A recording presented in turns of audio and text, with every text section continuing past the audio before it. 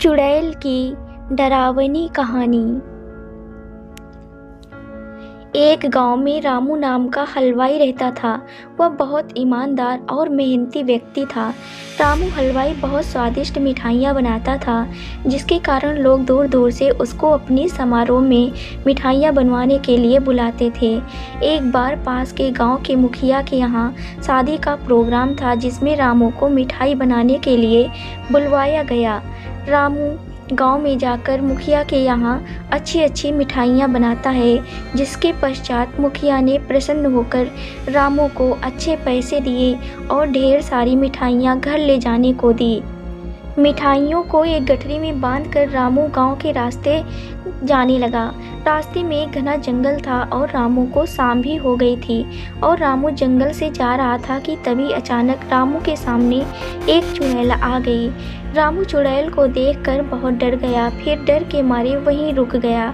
इतने में चुड़ैल रामू को देखकर खूब जोर से हंसने लगी और बोली, अच्छा हुआ जो तू आ गया, मैं कितने दिनों से भूखी थी, अब तू मेरा भोजन बनेगा।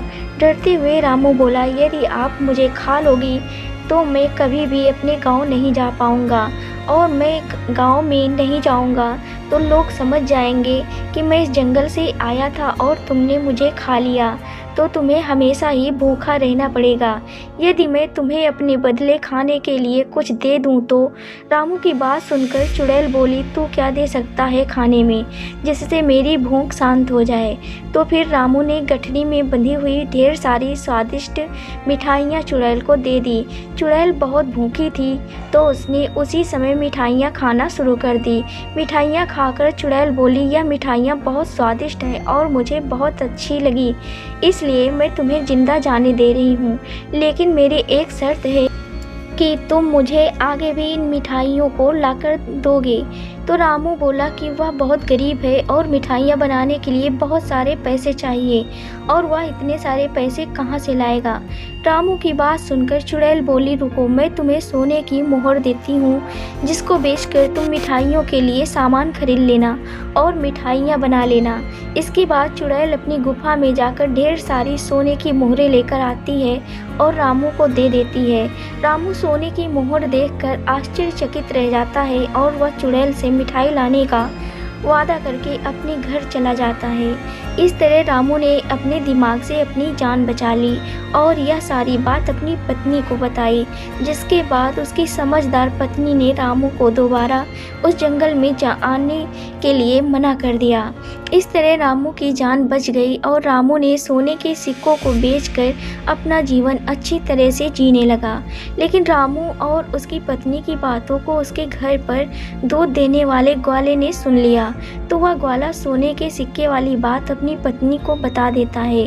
ग्वाले की पत्नी बहुत लालची थी, तो वह बोली कि आप भी जंगल में मिठाइयाँ लेकर जाना और चुड़ैल से सोने की मोहर लेकर आना। फिर वह ग्वाला जंगल में जाने को तैयार हो जाता है।